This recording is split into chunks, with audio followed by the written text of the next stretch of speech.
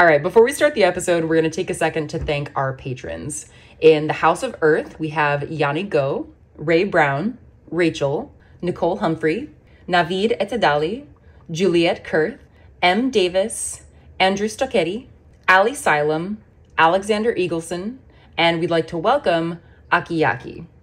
And in the House of Stone, we have Taylor Freeze, Melissa Russell, Liv Matlin, Gabriela Margarita de Jesus, Fighting Chance Studio, Denise Vita, Curly Tail Studio, Krisha Dolan, Brianna Rains, Aya Kamuraquan, and Allison Connors.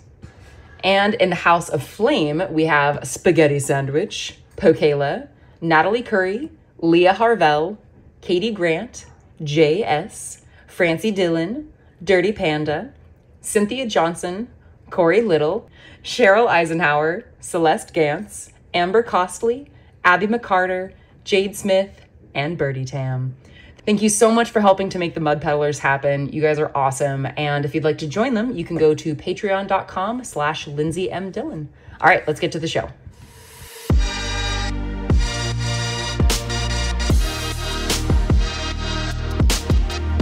This is The Mud Peddlers, a podcast where two nerdy ceramic artists share the behind the scenes of their worlds of clay. We're your hosts, Lindsey M Dillon. And I am Donte of Earth Nation. Now I want to go home and get some That's on recording, Lindsey. Oh, God! I told you! Lindsey, I told you when I was turning it on! Sorry. Oh my God. Okay, thank God I can edit this out. This is why we don't do live videos. This is why. Yeah, I'll do it live sometimes and I kind of want I'll be like, I can't say that. Or I'll say I mean, at least you stop yourself. Sometimes it's hard. Sometimes I don't. Hey, yeah, it is. Yeah, I'm sorry. So you put me in this mood now. I'm sorry. I'm blaming it on you. I now our deeply poor apologize. listeners are going to have to listen to some Step brother. Stepbrother. My favorites are the ones where they're like, which is mad illegal, by the way. Oh, yeah. But hilarious if you have a step sibling, I guess. Oh, that would suck ass. I have step siblings. Or a That's second cousin. horrible. I don't know. Oh my God. I'm just saying, if Halle Berry was your cousin, you think about it, right? Yeah. Yeah, see what I'm saying? Like, it's not so weird when you think about the right person. Who's the God. girl? All right, well, you we're listening. Listen up. We're doing a mid-year review. You're just going to have to sit there and take it like a dirty little Okay, Your ears are gonna get bread? No podcast, only breed. Oh, no podcast. Only breed my ears. That's how you know they're ready. Donte. Sorry. Oh my God. No, it's okay. I'm right there with you. All right. Are we starting for real this time? Are we? Yeah. I guess we are. You want me to start? No, we're good. All right. So, this week on the Mud Peddlers, we are doing a mid-year review. Classic thing we do every June since we have been around long enough to have, classics and traditions. Yeah, we've been around for a long, well, not a long time, years. but like longer than I thought we would be around for sure. Yeah. I was like, if we can get through 2 years, I will consider this a successful endeavor, and we have gone for 3. So earlier today, I did the proper thing, and I re-listened to our end of the year episode for this last December, and I was like, all right, what are some of the things that we talked about wanting to do, and how are we so far on one of those things? And to be honest, I think one of the biggest things that stood out was just us kind of talking about all the stuff that we're doing together, like, because we talked a lot about Ceramicon, we talked a lot about NCECA. So I don't know. I mean, do you wanna start off with some thoughts about some of the things that, I mean, I can also remind you about some of the things no, I got talking about. Are you sure? Lindsey's throwing me a softball. I did not take notes. Okay, it's okay. I almost didn't take notes. I had to set a second alarm this morning to make sure that I listened to the episode. And you're like, Dante's not gonna take notes. I better take notes. Yeah. That's fine. I almost didn't take notes too. So anyway, yeah, I can softball this for you if you want. No, you're fine. No, you're fine. I think last year, we talked about doing Ceramicon a lot. By the way, side conversation. There's ClayCon West, right? Yeah. Which the group that we've been like indoctrinated into for Ceramicon was like, we go to both, but I only have time for like one essentially. Yeah. So we got to decide whether we're going to ClayCon West or Ceramicon this year. Ooh. Evidently, ClayCon West is a lot smaller. Yeah. It's where all the cool kids go. But Ceramicon is like in Richmond, Virginia this year. You mean NCECA? Sorry, I'm sorry, yes. Yeah. NCECA is in Richmond, Virginia this time. which is basically where we went. It's the same area. It's like in the. It's really close. No, there's some space. It's on the other side. Listen, there's less states in between Ohio and Virginia than there are in between California. I mean, yes, but I feel like for you, anything after like Nevada is just like the haunted forest. You're right. It's just one swath. No. Actually, it is haunted because that's just. You're scary. right. Yeah, anything below the middle of the state and to the left of Utah or Nevada is to the right. If you're looking at the map, it's to the right. But if you are the map, it's the left, I guess. It's.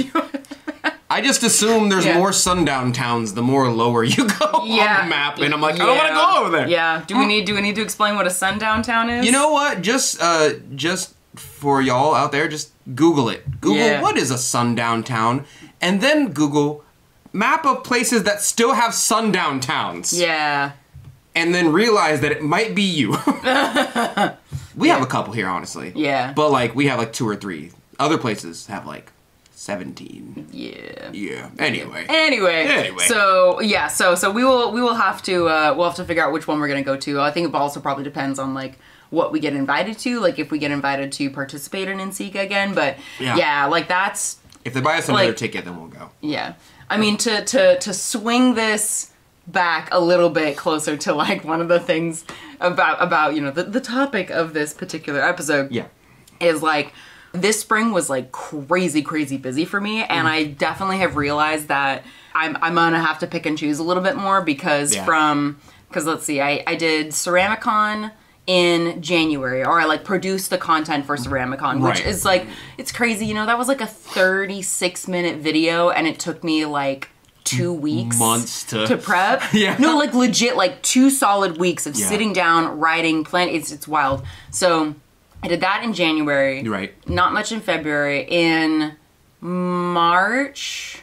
Oh, March was NSECA. We went to NSECA in March, and before that we did Ceramicon. Yeah. And then after that, I did Soccericon up in Seattle. Where I thought you were dead, and you didn't tell me. No. That was because I also then, right after Soccericon, I also I went to Morocco and Spain. And then when I got back, like 2 weeks later, I had Fanime. And I'm like, holy Lord, that is a lot. Like I definitely, like, one of the things I feel like that's nice about, like, because we're both in the business of nerdy ceramics, right, is that going to conventions is kind of like professional development, because you get to see like, all right, like, what kind of fandoms are out there, like what kind of like, you know, pieces are people making, you know, or should I do stickers or pins, you know, anyway, all that jazz. But definitely like 2 cons back to back that soon was kind of a bit much, in addition to like everything else that was going on. Yeah. And I feel like for me, that's been the biggest. That's busy. Yeah, it's real busy. And it was kind of nice because like when I went back and listened to the episode summarizing last year and kind of looking forward into 2023, I actually didn't have that many specific goals set, which was kind of nice because I was feeling kind of badly about myself for like having this really busy spring, but like not meeting certain goals. And then I realized like, oh no, like so much of what I was focused on for the beginning of this year really was Ceramicon and NSECA. We did some big things. We did. I have more I could go into, but I also don't want to like TED Talk for the whole thing. So tell me a little bit more about I only like have a couple. I don't have that many. You know, sure? Okay, let me get my little thing off. All right, tell me the things. And then you tell me big. So the number one thing that I wanted to do was to start like a preload on my website. So I just released a store update at earthnationceramics.com right now. So it's about halfway gone. Nice. And I wanted to lower the prices. So those 2 things are done. What I'm doing now is I already have a second load loaded onto the website, in which I just have to push make public. Oh, nice. So now I don't have to like, let me scramble to get a yeah. Now it's loaded. So I just keep that up. And that way I don't have, because I have like a website editor, one person. Yeah. I pay this person like $50. They put the pictures on, put the descriptions on, and they're like, cool, thank you. She loves doing it. She loves it. That's awesome. You should, if you have not been to my website, regardless of whether you're going to buy something or not, read the descriptions of the items, because she's far more imaginative than I could ever be. That's so cool. I'm gonna have to do that, because I've actually not looked, because I've only ever bought things like directly from you. Because I'm. I want that. I'm like, here you go. I just give it to you half the time, really. No, I mean, but I wanted to, specifically with those, the Blau Guy Green bowls with the dragon fruit clay. I bought those like the first day of SAC Anime Winter, because I was like, you got 2 of those? No. Yeah, I always make them in sets. For those, I very rarely sell 1 bowl at a time. And if I do, it's like, you know. Also this year. Yeah. Oh, wait. Just to reiterate, because I feel like we went by this a little bit fast. Yeah. So essentially what Donte is saying that he did with the listings is that he basically has like an entire, so there's like there's the listings that are live right now, which listening to this episode, it'll be in the... There's stuff on the website right now. There's stuff on the website right now. And then there's like a whole ass other update that's already planned. Yes. Already like loaded. You literally just have to push like a set button. to public. Yes. And it'll be a whole, so you're basically doing like 2 months worth. Yes. Like you have like next month's update essentially already done. Yes. When is that going live? Probably in about 2 months. Okay. Just because I'm trying to get like every 2 to 3 months, put like 40 pots up there. Nice. Because the other side of my work, which is going further into conversation, is I wanted to do more testing for like Amico and make more connections with clay companies and whatnot. Yeah. And I've done that. And this is a little sneak peek here. Amico gave me some new glazes that I don't think are out in the market yet. And I want you to know they're fire. Ooh. They're fire. Hell yeah. They're so good. When are you going to be doing the videos? I'm assuming it'll be for YouTube? Yeah, probably about 3 weeks to a month you will know about them. Nice. Unfortunately... Or 2 weeks to 3 weeks since we're... From as now. the date that we're recording this, you were listening to it, we're time traveling, guys. Anyway, carry on. But unfortunately they didn't give me a discount code, but I also got glazes from Clayscapes. Nice! And they gave me a 10% off discount code. Hell so yeah! So if you go buy their powdered glazes, which I love by the way, they're so good. I think because it's in my wheelhouse of like making glazes. It's like somebody made glazes for me and said, here, just add water to this and there you go. They're fantastic. Yeah, and, right? and they list how much water you need to add, right? Yes, the viscosity and the gravity, actually. Or That's they call it awesome. the hydrometer meeting, but I call it gravity. Yeah. And they gave us a discount code, and that was fantastic. So those are the two that I'm, like, in cahoots with right now. Cool. And for people who want to follow up with that, that'll all be on the YouTube videos when those come out? Oh, yeah. Clayscapes number 1's already out. Number 2 is in production. Nice. And the Amico one will be out 2 to 3 weeks from now, from you listening to this. And I'm super excited about that. Other than that, I have to do empty bowls pretty soon. Oh my god, yes! I've already started making my own private video for empty bowls, but I also like to do the meme video with all of us. Yeah, we gotta get on that. I gotta get a couple people together for empty bowls. So much stuff. Go to IMCO. And then the 1st of July is when my classes are supposed to start. That is a huge one for you, I feel like. Actually teaching in-person classes. Yes. With pants on. Yeah. Donte, you throwing no pants? You doing OnlyFans? Yeah, to get the clay. If you get enough clay on your legs, it hardens and you get pants. Oh, okay. Yeah, there we go. Yeah. Reverse tattoos. Exactly. On the top of your skin instead of... Underneath your skin. Yeah. Clay tramp stamp. Yeah. Yeah. Those are some big ones. And then we have to... Oh, and then I have 2 tables. So I have a Sac Anime table. And I also have a table with someone who contacted me from Seed Ceramics. Oh, yes. I interviewed him. Oh my god, I always freaking... Subin. They were like, you should come be at one of our tables. It's like $100 for the table. But and I was like, okay, I'll do it. But then their next table was like 2 weeks out. Oh. So by the time the table was live... I was like, I don't have the product for this. I just did a store update, and it's like, I'll give you like 10 pots maximum. Yeah. And he goes, do the next one in September. And I was like, I have a table in September. Guess I'm making double the product. Are you doing Sac Anime Summer as well? Yeah. So I'm doing Sac Anime Summer, which is in September. Was that with T? And that's with T Cozy, right? Okay, yeah. And then I'm also going to do one with Seed Ceramics. Yes. And I think that's in the end of September or near the beginning of October. Cool. And that is all my plans from this point on. That's the whole doing the table thing, that was one thing that I remember, like, when I was listening back on the episode, I was like, oh yeah, that's right, Donte was saying he wanted to do more, I have to. like, tables, yeah. I have to, honestly. And also, somewhere in between all that junk, we still gotta decide where we're going for NCECA or ClayCon West. Yeah. And that's on my plate for this year, and that is all that's gonna... What are you planning for the holidays? Like, are you gonna do, like, a big holiday update, or are you basically planning on Sac Anime Summer, Sac Anime Winter? It's Sac Anime Summer, Sac Anime Winter, but I'm not making anything Christmas themed. Well, yeah. But I mean, like a holiday timing focused episode update. That's more what I mean. Probably not. Okay. I low key kind of like when people follow me so personally that they're like, oh, he did. I like it when there's like 100 people who know about my store updates. Mm-hmm. You know, and it's not like a holiday based. Like, oh, I made a Christmas thing. I don't know.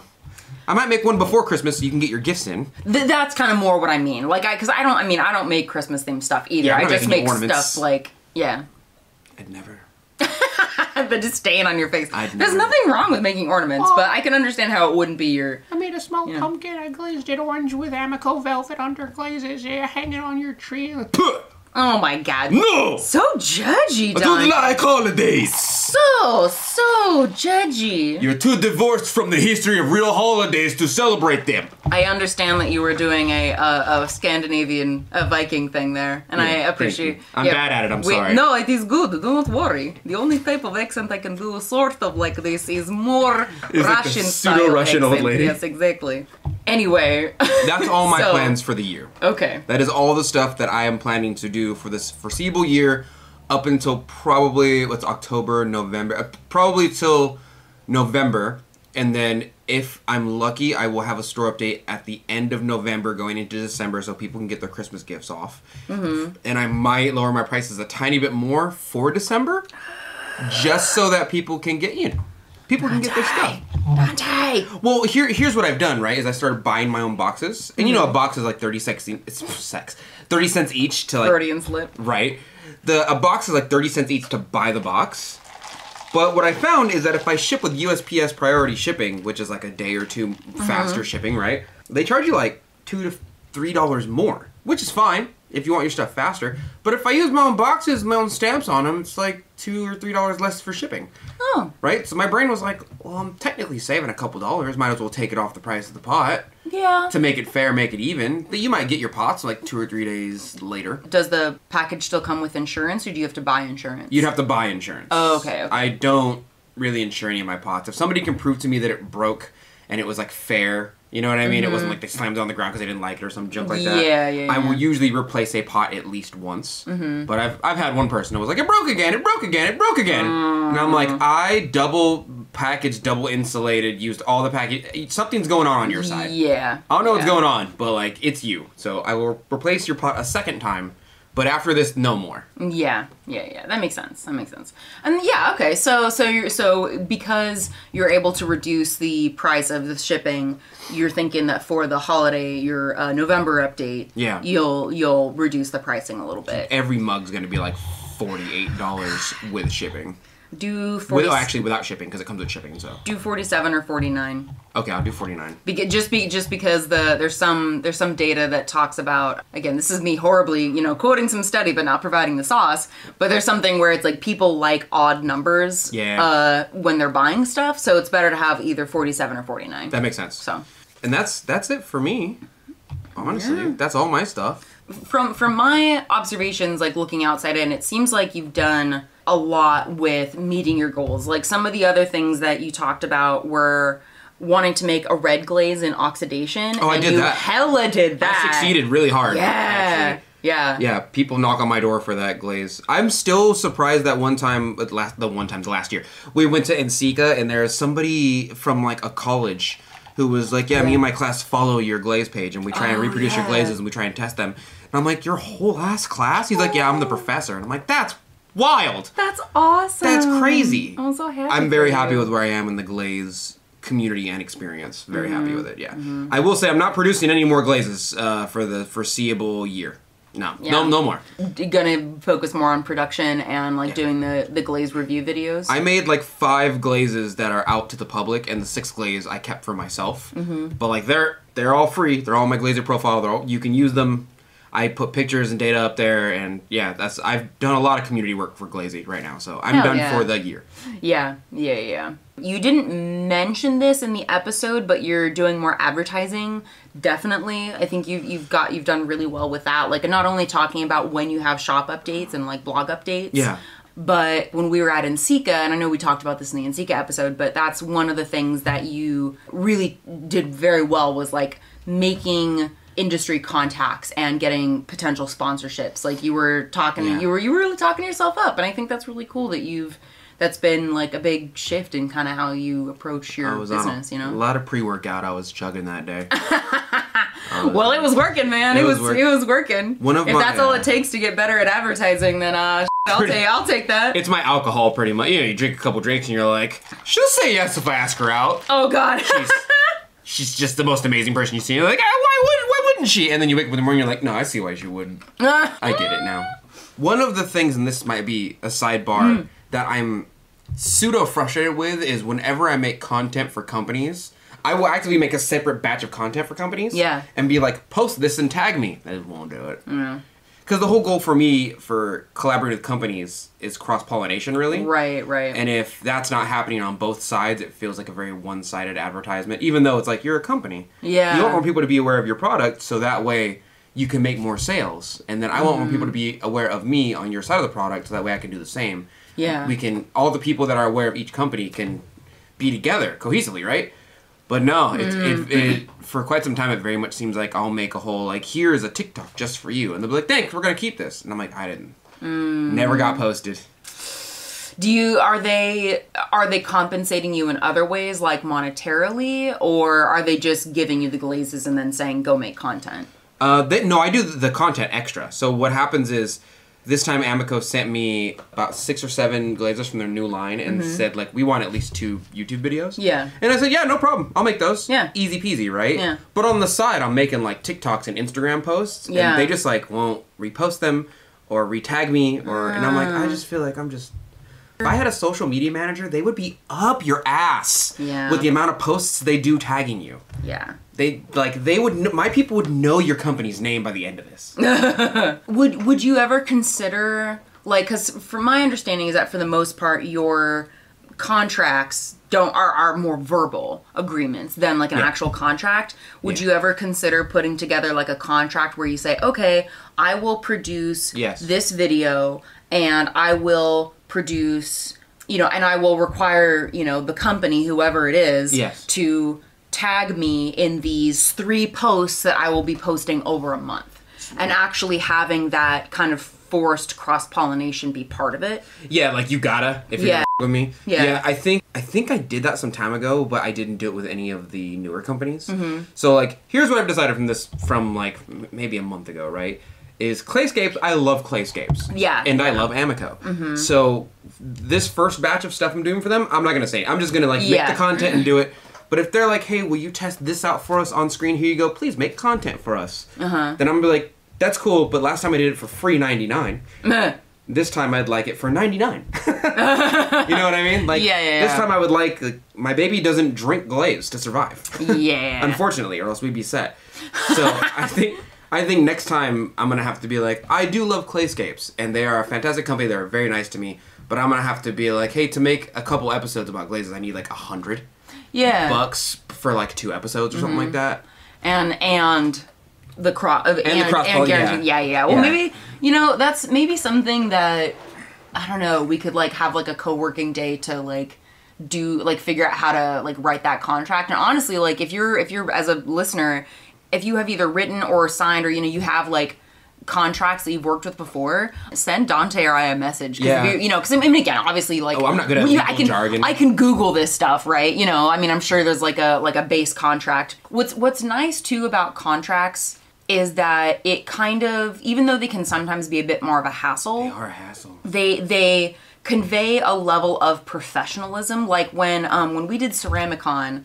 The fact, I mean, honestly, Elizabeth did such a good job. Such a good job! So great. She's so cool. I love Elizabeth. Yeah, so she did an amazing job of setting that up and, like, having it feel professional. And one of the things that gave me confidence was the fact that contract was extensive. Yeah. I read it, too. Yeah. I actually read it because I respected her professionalism. Yeah. And it wasn't a bunch of legal jargon. It was very, like, clear.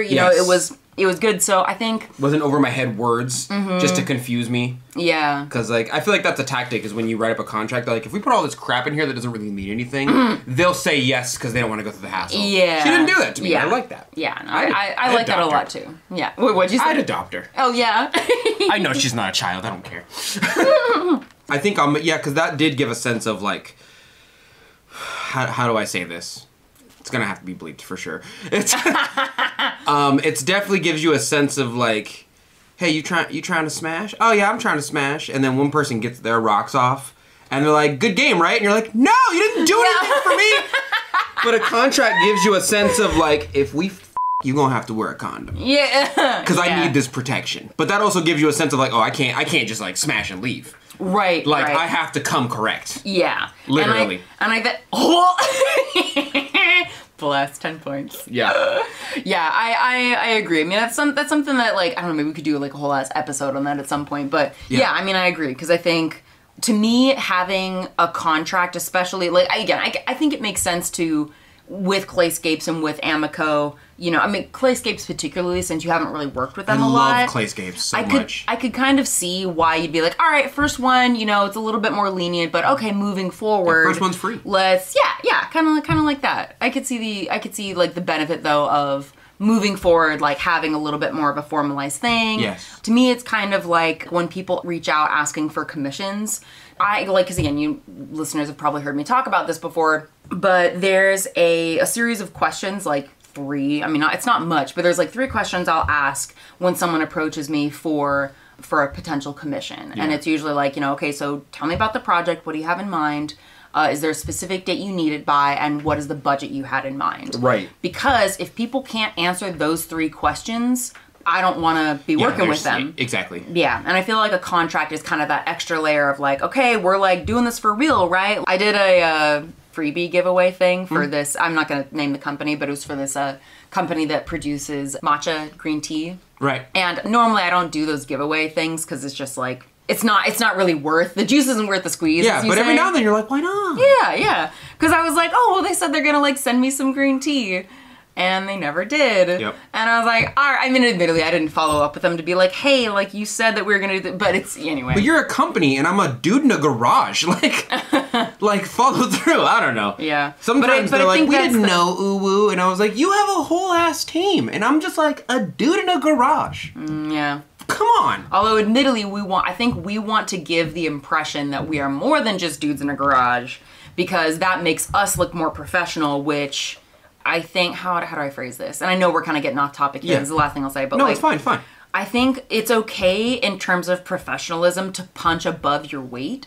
Because I think, like, when we're all kind of, when we're new to this whole running a business thing, I think it's better to err on the side of overly professional in certain areas than it is to be like, oh, yeah, just me in my garage. Like, you know, no, like, you're right, I don't know. No, you're right. Because then companies will essentially take advantage. The entire point of contracts is for protection of persons and companies, pretty much. That's why whenever you see a company make a new rule and you're like, oh, you're kind of screwing over the little guy. They're like, yeah, but like a lot of you were abusing the system, to be honest. Granted, there's a lot of companies screwing over the little guy. Yeah. But also they're not putting those protections there to be like, screw all of you. Most of the time sometimes they're like, sometimes they do. We just want money, you know, if you guys get screwed the process, but that's why the proletariat will rise over the bourgeoisie. Oh my god. Communist podcast 2.0. I hate the bourgeoisie. Sorry. The bourgeoisie. All right. I'm probably mispronouncing that, to be honest. Bourgeoisie? Bourgeoisie? I don't know. So, okay, let me review my notes. You talked a lot about dad vibes. Do you want to talk a little bit more about... I feel like you just want to hear about the dad vibes. I do want to hear... Well, I do. Well, because it's like, you know, I mean, again, I think, you know, that is a really big thing that you talked about, you know, last episode. So... Yeah. Okay, we can talk about dad vibes a little bit. It's actually... it gets a little... So when you first have a kid, people are like, oh my god, the first 4 months are so difficult. It's the hard... But what they mean is energy-wise, it's difficult. Like, to get up and to reacclimate your entire schedule is difficult. But that wasn't really a thing for me. I was just like, yep, I'm up, so I might as well take care of the baby, right? And she goes to sleep, and then, you know, like, oh, she needs to be changed at 2 a.m. Dad's up anyway. Mm-hmm. Whatever, dude. But now it's, like, she's learning. I'm also teaching her how to clean her environment, because I think that's very important. Mm-hmm. Putting stuff away that you used, putting it back where it goes. Every day it's, like, my favorite Yeah, every day it's, like, when I'm at work, I swear to God, I'm like, I'm... deal with you motherfuckers. You just want to get home to I just want to get home to my wife, my hot wife, and my starlight little daughter. Aww. And you better clean your station so I can go home 5 minutes earlier. Because I swear to God. Oh my God. I will find you. You keeping me away from my daughter is making me angrier by the second. Oh my God. So do you feel like between, I don't know, in the last like 6 months or so, do you feel like there's been any differences or changes in how your life as a parent has interacted with your life as a ceramic person?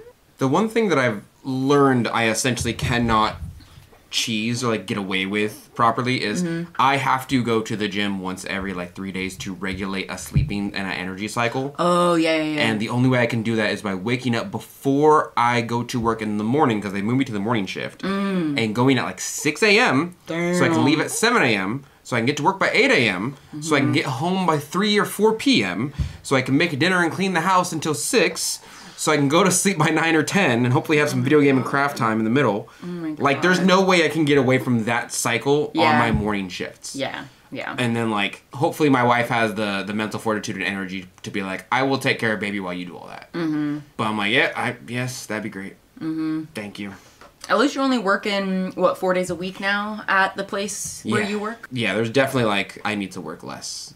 Because I think I told you this. What happened is they started charging me more for health insurance. Yeah. And I did the math, and I was like, I technically make more money if I don't work one of the 5 days a week that I would work, because you're charging me so much for health insurance. Yeah. I could just not have health insurance and make more money. I could buy my own health insurance at this point and make more money. And well, because you guys are able to get on Medi-Cal now, right? Or no? I am, yeah. Oh, okay, so yeah. They actually just took me off and then put me back on. Those I don't know. It's a whole other thing, but they took me off because I went to Kaiser, and they were like, you don't have health insurance. I called them, and I was like, why'd you take me off? And they were like, oh, yeah, we need you to prove that you're making a certain amount of money. And I was like, I did that. That's why I'm on Medi-Cal. Yeah. And they were like, we'll do it again. And so that's where I am now. Oh, yeah. I think I actually have that paperwork due for mine pretty soon. But yeah, so, and by not having that extra day at your day job, that day is able to go to teaching. Yes. Right? Yeah. Which should make me more money than I make in a day as long as I have more than 4 to 5 students. Yeah, and I don't think that's going to be a problem. I think we'll be okay. It's an intermediate class. It does cost more than the beginning class, but like it is an intermediate class. I'm making the lesson plans right now. By next week, I should at least have like 8 classes of lesson plans. Do you want to do a little tease about what some of the lesson plans are going to be? Well, 4 of them are things that I think are really important, and the other 4 are things that are based off of the beginning class. So I talked to the teacher from the beginning class, Anna Morales. Yeah, wonderful person. And she was like, here's all the things that I'm going to be teaching them. And I was like, cool, I'm going to build upon those things. Because I don't want to be the teacher who goes, they should have taught you this last year. And just give you some random assignment. When, like, the teachers could just talk to each other. Yeah. And be a lot easier. And the others are, like, me teaching them how to control a proper cylinder. And that's my own lesson. That's like, I'm going to teach you how to make a 6-inch cylinder in 1 pull. And if your clay twists, I'm going to show you 6 inches in 1 pull? 6 inches in 1 pull is little, bro. God, I would fail that. Like, because I only do maybe 3 or 4 inches in 1 pull. They're going to get like 5 pounds of clay, though. They're not getting like a pound of clay. Oh, okay. I'm going to have to try that. It's easy. It's very easy. How much are your classes going to be? $220 for a month. Oh, that's nothing. How many sessions? 4 sessions. Oh, that's not bad at all. And each session is almost 4 hours long. Dude, that's cheap. I think it's cheap. Yeah. But Anna's is like $150. Yeah. Like low-key, I want to take your class. You could. But you would like, you would know everything I talk about. You would just put it into practice. You'd be like, I've heard you talk about this before. I need that though, because honestly, like I wanna be able to throw bigger things, and I just not really. I don't know. It also would be just fun to see like how you teach and see you in that environment. I wouldn't like get up on your business about it. I bought a projector. I got PowerPoint and I made lesson plans. I figured out how to do a slideshow, and like I made little. I put my own pictures in there because I felt bad about using other people's pictures for my classes. So I got my own pictures, and I was like, I was gonna do a whole one on feet. Where I was like, this is this kind of foot, and we do it for this reason. Here's how you get away with not making a foot.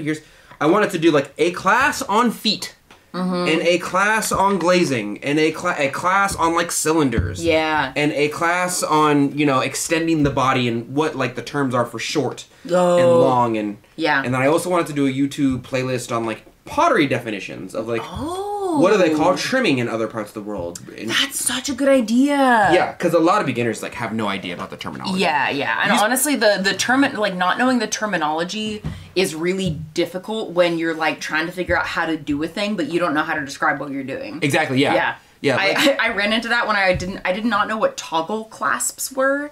And it's a jewelry thing. It's like a certain kind of like clasp for like necklaces and bracelets and stuff. Yes. But I knew what it looked like, but I didn't know what it was called. So I had a hardest time finding it online. Anyway. Because you couldn't type it in. You're like, I don't know the Because I was like, it's a clasp thing, and it's got like a stick thing, and then a circle thing, and you put the stick thing through the circle thing, and... The jewelry maker's like, I don't know what you're talking about. So. But there's, like when you see RIO for the first time. Oh, yeah. You're like, what is that? What is Rio? And then somebody tells you it's red iron oxide. Right. And then someone tells you there's different forms of iron oxide. Mm-hmm. And then you start experimenting with those. And then someone tells you they're just like not really different at all. They're kind of different, but they don't really chemically. Mm-hmm. But yeah, I wanted to like do an entire YouTube video on like RIO definitions, pottery definitions, RIO. Yeah. Stuff like that. But I wanted to incorporate that into the classes as well. Because like... And I feel kind of bad saying this, but it seems to me whenever I go into a class, my definition of an intermediate or like advanced potter is always a step behind. So like whenever I meet a class of intermediate potters, I'm like, you guys are kind of like high beginners. Yeah. Really. Or whenever I meet a class of beginners, it's people who are like, I just figured out how to make a cylinder. Yeah. And in my brain, I go, a beginner knows how to make like a cylinder to make it a cup, know how to trim properly, knows how to glaze properly, how to attach clay, knows how to make a bowl at least, like a half moon shaped bowl. Yeah. Knows how to make a couple different forms of bowls. Yeah. You can probably craft a teapot. At the end of the beginner sort of phase. Yeah, once you've earned the title of beginner, like once you've done all the triumphs. What do you call it beforehand? What do you do if you're just starting? Baby potter. Oh, okay. Yeah, you're a baby potter. Dude, you should make like a little achievement, like little pins. You want badges? You guys want badges? Yeah, little badges!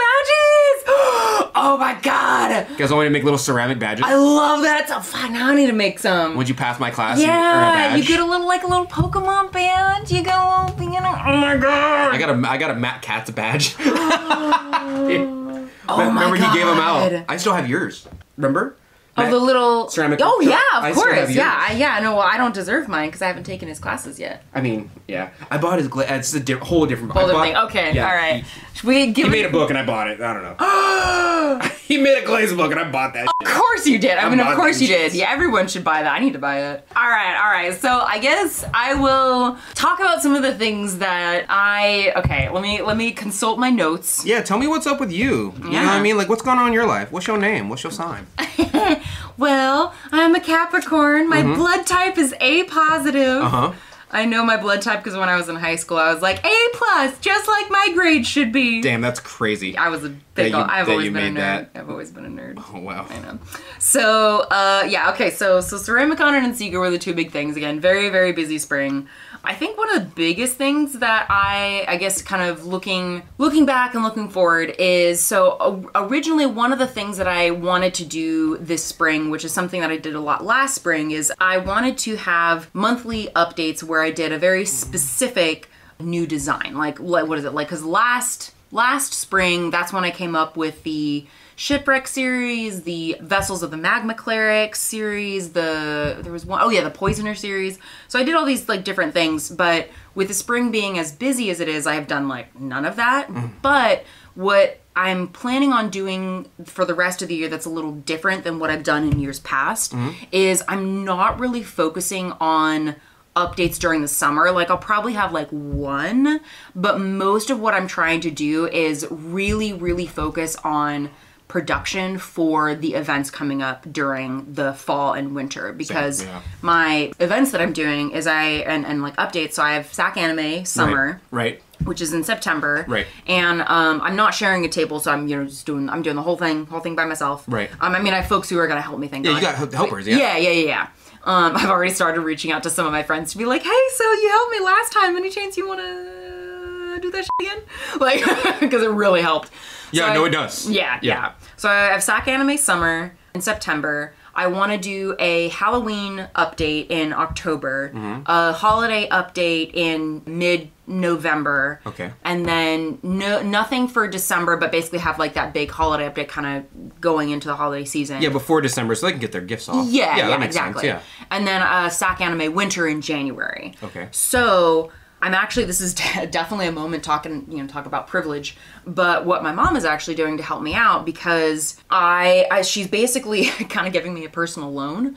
So she's helping me basically get through the summer so that I don't have to do any summer updates. Because again, like, I mean, I'm fortunate enough to be able to make a living in what I do, but normally I wouldn't be able to go like 3 months without having an update. Yeah. You know? But what she's doing is she's basically helping me do like the minimum to pay my bills so that during when the busy season hits, I will have a bunch of income kind of coming in at once, and I can pay her back, and then, you know, have enough to hopefully not, you know, need to ask for her. You usually smash it at the anime conventions. So, yeah, they do really well. So yeah, so I'll still probably do one update during the summer, just because I feel kind of badly that, like, since I am really focusing on conventions a lot more, I want to at least have like a few things for the folks who still follow me online, even though I've been really bad about posting to social media lately. Yeah, it happens. It does. So. I go through swings of like, I'm gonna post every other day on Twitter and Instagram, and then I'm like, I don't know, for a week I'm like, eh. Yeah, for the last few weeks I've been doing like 1 week on, kind of 1 week off, 1 week on, 1 week off. But one of the other things that I want to focus on for the rest of the year is just kind of switching the way that I think about social media, because part of the reason why I feel like I haven't been as active on social media for really the last like 9 months, I'd say, like, I think just in general since last October, I've just not been as good about posting regularly and like answering messages and stuff. I have so many unanswered messages in my inbox on Instagram. I feel so bad. Don't feel bad. I do feel bad, because it's like, anyway, that's a whole other thing. But I've been kind of trying to focus more on doing reels and like increasing my follower count. But I think what that's done is it's made me feel more disconnected from the people that I am actually connecting with on social media. So I've been trying to think about, like, when I post, when I do stories, like, I'm trying to focus more on actually cultivating and maintaining relationships with fewer people, and be better about like responding to messages on time, as opposed to trying to get more followers. Like, I want to improve the quality of the relationships that I have with the people who have been following me 100% than trying to like get a bunch of new followers. I'll take 2 or 3 people that I really helped out who like my content because I helped them, over people who are like over 100 people who are like, ooh, shiny. 100%. Not that they're not both valuable. I like the connection more than I enjoy the people I help more than the people who just want eye candy, I guess. And I hear that. And I feel more motivated to share things when it's from a perspective of, hey, this is something that I do that helps me, maybe it'll help you. Right. You know, like, I'm not as instructor based as you are, but I kind of do it from like a, hey, this is the thing I do, you know, maybe this will help you, kind of a... Yeah, so I think that's something that I want to focus on more this year. And another thing that I was listening to in the episode from last year was talking about slip casting, and I always do that. Literally, I think I've been... Every year, you're like, I want to learn how to slip cast. Every year, but I think... And then I don't. And then I don't. Yeah. And there's always a number of reasons why I don't, but, you know, the reason that I still want to talk about it, even though I have made literally zero progress on it, is because I think that is really sometimes just genuinely part of the process of being a business owner, being a creative person, is just like, sometimes there are things that you literally just keep putting off, and it's like, I think that's a very human thing to do. So, dear listener, if you have also been putting off things for years... If you know how to slip cast and you want to teach me and Lindsey a little tiny bit, contact us at 1-800... Get yo together. Yeah. Well, I think part of the problem with being a business owner and a, as you say, a creative at the same time is that if you're hired on as a business or a manager, or you have a business owner, or you are a business, whatever, you know, you have the position and you do the job. And then you have like a social media manager, and then you have like, or you have a person who makes your glazes, and then you have like a person who's like, oh, I designed some new product for next year when people get bored of the old product. We don't have that. Yeah. We're all of that. Yeah. So it's really difficult to be like, I want to learn how to do this new thing. Oh, hold on, let me develop this new glaze, and let me post this thing. Let me get the packages together, and let me do some outreach to people who want to know some more information about the products, and let me be the social media manager, and let me put the YouTube video out, and don't forget about the baby. Like, for you at least. Yeah, like, no, and I think you made a valid point about the whole developing new products thing, because I think that is, you know, that's something that I worry about is like, you know, again, especially as I'm getting ready for SAC Anime, is like there's a bunch of stuff that I need to make just to have enough inventory based on the designs I've already made. But then it's like, oh, but I want to make sure that I give people a reason to keep coming back to my booth, because, you know, if you go to SAC Anime, especially if you go to the, you know, the 2 SAC Anime Summer and SAC Anime Winter, you know, you're seeing me twice a year. I want to make sure that I give you a reason other than just my shining personality to come back.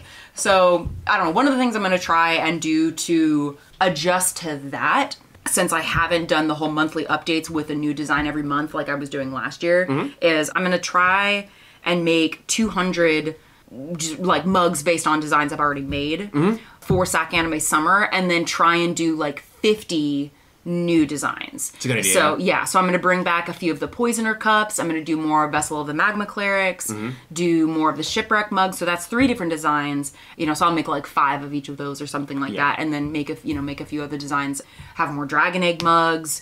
I don't know, like how do you? Well, okay, maybe that's a different question, but we should do a topic on how do you go about developing new designs, and like how do you navigate the balance between keeping up with inventory for designs you've already made and then doing new ones. So we should do that at some point. I'm still trying to do that. It's hard for me because like for SAC Anime, clearly the Avatar stuff's gonna sell, so I gotta make that, right? Yeah. But then my brain's always like, well, what's the meta right now? What's like the newest anime that people are on the dick of? Yeah. You know, so Genshin. It's always Genshin. Oh, it was Avatar for a while, and then Korra extended it, but like Avatar's dying out, so I gotta figure out a new product line. But I don't know if it's dying out. Well, I mean, there's a hardcore fan base that exists, but like, what's the like Demon Slayer is out there, you know what I mean? Or like it's been out there for a bit. We're probably saying like there's probably like some folks listening being like, those are old anime. I'm sure there's new stuff out there. Don't forget about Gurren Lagann of the 7-9 Princess. I've never heard of that anime in my life. It came out yesterday. I'm sorry, we're old. I'm sorry. I don't know. I feel like my timing for the year is shifting a little bit from the pandemic years because I'm doing in-person events more, but I don't know. It's good. Yeah, the in-person events are almost not double the work, but like we used to work in solitude. Yeah. And then you post, and then you're like, whatever you want online is what you get online. But now it's very like, we gotta show up. Yeah, and we gotta there's a specific outside deadline for getting that shit done. Yeah, and you gotta be there. You gotta be there because too many resources went into this collective thing, you know. All right, you ready to go home? Lindsey was like, let's go somewhere to eat after this. And I was like, I am down for that. Also, I've been doing really good on my diet for 4 days. Yeah! Which is 1 more day than usual. Good for you. By the 3rd day, I'm usually like, Lindsey, let's get some dim sum. We do gotta do dim sum soon. And that's it for today. Thank you for listening to The Mud Peddlers with Lindsey M Dillon and Donte of Earth Nation. Want to say hi and see what Donte and I are working on in our studios? Check out the show notes for links to our websites and social media below. You can find me at lindseymdillon.com. That's LINDSEY, M as in monster, DILLON.com. And on Etsy, Instagram, and Facebook at Lindsey M Dillon. And you can find me at Earth Nation Ceramics. It's spelled exactly how you think it's spelled, but you can also find me on my Facebook fan page and Instagram at the same name at Earth Nation Ceramics. If you enjoyed hanging out with us today, or you have a question or topic you'd like us to discuss, take a second to rate and review The Mud Peddlers in Apple Podcasts. It helps our podcast reach new listeners, and we really appreciate the feedback. Thanks again, and we'll catch you next time.